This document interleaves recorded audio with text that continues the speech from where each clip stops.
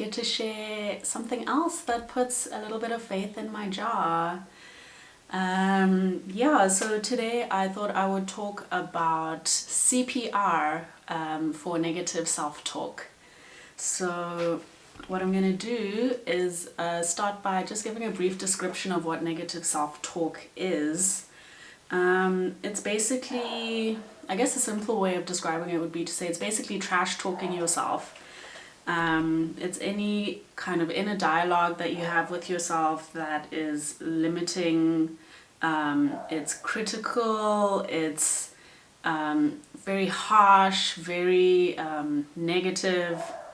And some examples of negative self-talk, you say to yourself, oh, you're so useless, you're never going to be good enough, you're a waste of space, or you deserve to suffer, nothing you do will ever work out, you don't deserve nice things, this is why nothing you do ever works out. And it's basically this constant kind of stream of just negative, toxic language that we use towards ourselves. And before I get into how to treat that, I would like to talk a little bit about where that comes from. I think we usually think that we know ourselves the best. So when we've got this internal dialogue going on, then it's like, oh, you could have done better, or oh, what a nice day today, whatever it is that voice is saying, you tend to kind of take for granted because it's you, and especially when that voice is talking about yourself, you really take it to heart because you're like, I know myself, I know everything about myself more than anybody else on the planet. So if these, thoughts, these words, this language is coming, from me, then there must be some truth to it. But that's really not the case. A lot of the time, our brain is playing tricks on us. So what we'll tend to do is, trap ourselves with should statements. So you think, I should be doing this, I should be doing that, or I shouldn't be doing this, I shouldn't be doing that, which is a way of putting yourself down, basically. We can end up labeling things, oversimplifying things, but usually very inaccurately. So if you try and do something and don't succeed, you tend to be like, oh, I'm a loser, label yourself, I'm a failure, I'm lazy, I'm hopeless, whatever. And those kind of statements, you tell yourself and then there's really no response to that. So you kind of put yourself down and then keep yourself there, essentially. Some other tricks that the brain likes to play on us, we like to think we're fortune tellers. So we like to think that we know what's going to happen in the future, and usually with the negative self-talk, we end up catastrophizing. So not only are we projecting far into the future with no evidence at all, but the anxious, depressed, uncertain, insecure part of us will then start projecting all of our fears and all of these negative thoughts onto that future. So you'll be like, oh, I won't even bother, going to this place because I won't enjoy what's going to happen there, So again, our brain is tricking us into thinking that we're using our foresight to help and protect ourselves, but what it actually does is end up feeding just really negative, unexamined thoughts directly to our souls. We tend to take lots of things very personally, so if something doesn't work, I won't just be like, oh, this didn't work, I'll be like, I'm the reason this didn't work because things never work for me, and if I wasn't here, then this thing would have worked. Again, can see how these thoughts tend to sort of link into each other and pile on to each other. So once you've started having one negative thought, it's very easy to roll into a whole stream of negative thoughts until you're just buried in all of this horrible, horrible, horrible self the way you speak to yourself. So yeah, overgeneralizing, but also zooming into very specific details that literally nobody else will ever know, and then nitpicking yourself to hell because, that's what we do when we talk negatively about ourselves. So saying this, I do this to myself all the time.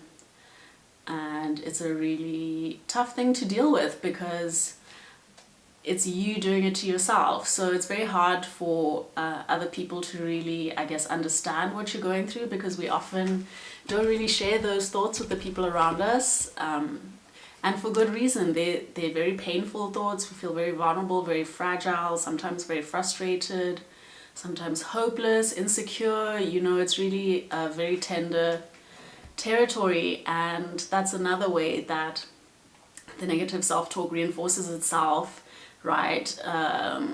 It's like being bullied, and you just kind of try and keep the peace and don't tell anybody what's going on, but you really are bullying yourself, and it's not cute.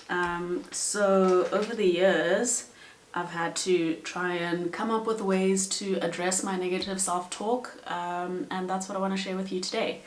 So CPR for negative self-talk. So usually we know CPR to stand for cardiopulmonary resuscitation, which is an emergency life-saving procedure that is performed when someone's heart stops beating. And this isn't quite that, but it is similar, and I'll tell you why I like the comparison in a few minutes. But basically, my CPR stands for continuous positive reinforcement. This is an idea that I came up with my friends in varsity, and it's a very simple idea that basically we're just here to give each other continuous positive reinforcement all the time, and it's a good way to blast away all of the heavy negativity that can come with negative self-talk. And the principle behind it is basically that the stream of negative self-talk is actually constant. Like, if you don't divert it or put a brick in it or find a way to stop it, it really just is a very continuous sort of tirade of shit, basically. So in order to counter that, I think I need to develop a schedule of continuous positive reinforcement. So this comes kind of from behavioral studies. Continuous reinforcement is a type of conditioning where every correct response is reinforced every time. So basically, I'm not going to get too much into the science of the psychology in it, but essentially when we're trying to, if you look at behavioral studies, I guess, when we're trying to learn new things, there's certain things that you can do to encourage somebody to learn something a new way. And there's different types of conditioning. People have done all kinds of different experiments with animals and with people to see what types of conditioning or what types of stimulus or structures in the environment can help a person to learn and do a desired set of behaviors. So basically, in continuous reinforcement, every time the correct response is elicited, you reinforce it with positivity. So for example, if your child, every time your child does their homework, they get a chocolate when they're done, So in that case, you'd be trying to encourage your child to do their homework all the time. And basically it works by building up expectations based off of your behavior and then rewarding that expectation positively. So I don't think it necessarily has to be with chocolate, although I'm not mad at it. But for me, the way I've kind of crafted CPR in my life is to just try and be as diligent about speaking to myself positively as my inner bully is about speaking to me negatively. So anytime I feel great, I need to say to myself, oh my gosh, you feel great. This feels amazing. I deserve to feel this great. Any kind of positive affirmation that will reinforce the feelings of positivity towards myself. And the idea is to basically rebuild self-esteem the way that it gets knocked down, which is one thought at a time. So continuously throwing words of positivity, words of compassion, words of gratitude, and just putting in the work to make it constant, to not leave space for any negative thought to slide in at all, or when those negative thoughts do slide in, to not reward them by believing them. It's about learning to identify the negative self-talk and identify and understand that those thoughts are not based in reality, they're not true at all, that this voice has an agenda to break you down, and to try and avoid falling for that trap by fighting back with some continuous positive reinforcement, CPR. I don't know if I've explained this very well, but basically that's my little kind of spiel on positive thinking and how to get around, dealing with depressive, anxious thoughts that make you feel like shit, so that we can avoid getting paralyzed by, this fear, and really live the beautiful lives that we are meant to be living, and stop wasting time talking trash about ourselves.